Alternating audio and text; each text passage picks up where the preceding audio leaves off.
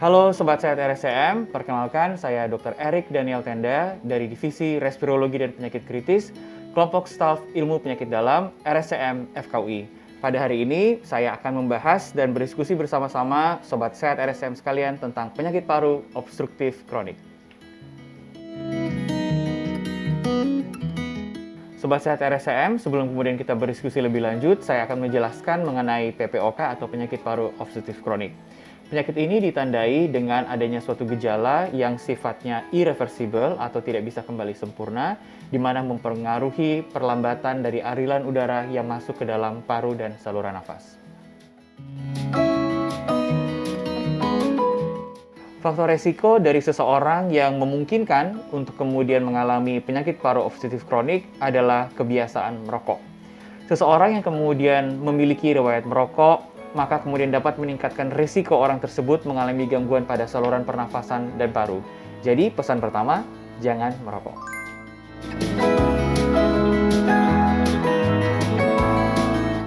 Sobat Sehat RSCM, bagaimana kemudian kita dapat mengetahui bahwa seseorang tersebut mengalami penyakit paru obstruktif kronik? Langkah yang pertama adalah mengidentifikasi gejala. Jadi apabila kemudian ada keluhan seperti batuk yang menetap, disertai dengan sesak nafas, maka langkah pertama yang perlu dilakukan adalah mengkonsultasikan kesehatan Sobat Sehat RSCM ke dokter.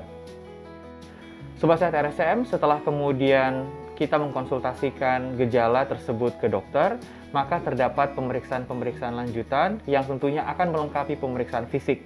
Yang pertama adalah pemeriksaan pencitraan atau pemeriksaan radiologi sederhana seperti foto ronsen toraks, dan juga dapat juga dilengkapi dengan pemeriksaan laboratorium. Sobat Sehat RSCM, selain dari pemeriksaan yang tadi saya sebutkan, pemeriksaan tes fungsi paru tentu akan melengkapi keseluruhan pemeriksaan dalam penegakan diagnosis penyakit paru obstruktif kronik.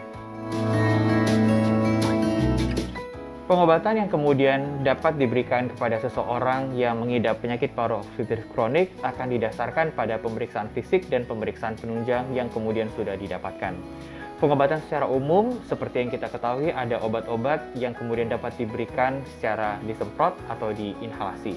Tentu obat-obat ini akan disesuaikan dengan kebutuhan pasien berdasarkan pengkajian dari dokter yang tepat. Nah, Sobat Sehat RSCM, bagaimana cara yang terbaik agar kita tidak terkena penyakit paru obstruktif kronik? Yang pertama adalah menjalankan pola hidup sehat, tentu dengan berhenti merokok atau menghindari kebiasaan merokok. Yang kedua adalah tetap menjalankan olahraga dan juga memastikan bahwa konsumsi diet selalu terjaga sesuai dengan kebutuhan nutrisi kita masing-masing. Sobat Sehat RSCM, maka pesan yang kemudian dapat kita sampaikan dari video edukasi ini yang pertama adalah penyakit paru obstruktif kronik merupakan penyakit paru dan saluran nafas yang tidak menular. Namun tentu akibat dari penyakit paru obstruktif kronik ini dapat mengakibatkan gangguan dari kualitas hidup seseorang. Maka menjalankan perilaku hidup sehat dan menjauhi kebiasaan merokok adalah ikhtiar yang terbaik untuk menghindari kita dari penyakit paru obstruktif kronik.